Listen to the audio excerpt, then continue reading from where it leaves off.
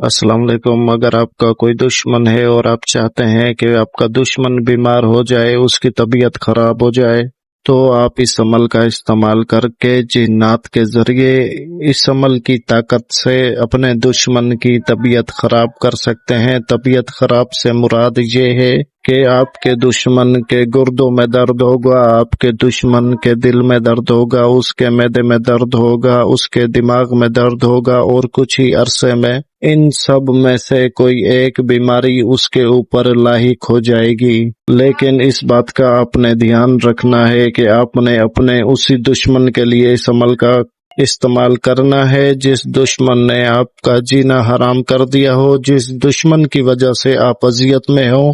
ऐसे दुश्मन के लिए अगर आप ये ताकतवर अमल करेंगे तो मेरी तरफ से आपको इस अमल को करने की इजाजत होगी। अगर आप बिला वजह किसी के ऊपर इस अमल का इस्तेमाल करते हैं तो मेरी तरफ से इजाजत नहीं है। किसी को अगर बिला वजह अजियत देंगे तो आपको भी अजियत का सामना करना पड़ेगा। अगर वाकई में आपका दुश्मन है कोई तो आप इस अमल का इस्तेमाल करें, कुछ ही दिनों के अंदर इसका रिजल्ट आपको मिल जाएगा। बहुत कमाल का अमल है दुश्मन के लिए। बस आपको जैसा मैं बताऊं आपने बिल्कुल वैसा वैसा करना है। तो वक्त का ज़िया किए बगैर चलते हैं इसके तरीक़ेकार की तरफ। ये जो नक्श आप अपनी स्क्रीन के ऊपर देख रहे हैं, ये नक्श बुत मत का नक्श है। आपने सबसे पहले 1 तोला या 1.25 तोला मुश्क ले लेना है पिसा हुआ, और उसमें आपने लीमू का अर्क मिलाना है और नीम के दरख्त की जो लकड़ी होती है उसको छील कर आपने उसकी कलम बना लेनी है। ये स्याही और इस कलम से आपने किसी भी मंगल के दिन सफेद कोरे कागज के ऊपर जो नक्श मैंने बनाया हुआ है वैसा ही आपने बना लेना है। जितना मुमकिन हो सके साफ सुथरे तरीके से बनाइएगा। और मंगल के दिन आपने इशा की नमाज के बाद मशरिक की तरफ मुंह करके बैठकर सबसे पहले 11 मरतबा आयतुल कुर्सी पढ़ें और खुद के ऊपर दम करें। उसके बाद इस नक्श को बनाना शुरू करें। इस तावीज़ की कोई चाल कोई तरतीब नहीं है, बस हू बहू जैसा मैंने बनाया हुआ है आपने बिल्कुल वैसा ही बना लेना है। और जो फलां बिन फलां लिखा हुआ है वहां आपने दुश्मन का नाम और उसकी माँ का नाम लिखना है। और अगर आप किसी औरत के लिए कर रहे हो तो दुश्मन का नाम और उसकी माँ के नाम के बीच में बिनते आएगा। मतलब अगर मर्द है तो मर्द और मर्द की माँ के नाम के बीच में बिन लिखा जाएगा, और अगर औरत है तो औरत और औरत की माँ के नाम के बीच में बिनते लिखा जाएगा। और अगर इस्लामी नाम हो आपके दुश्मन के तो आपने उनके नाम के अदाद निकाल लेने हैं और अदाद लिखने हैं। अदाद निकालने का तरीका अगर किसी को नहीं मालूम तो मुझे व्हाट्सएप के ऊपर मैसेज कर दे, तो इंशाल्लाह मैं उसे अदाद निकालने का तरीका बता दूंगा, या वो अपने नाम दे दे मैं उसे अदाद निकाल के बता दूंगा।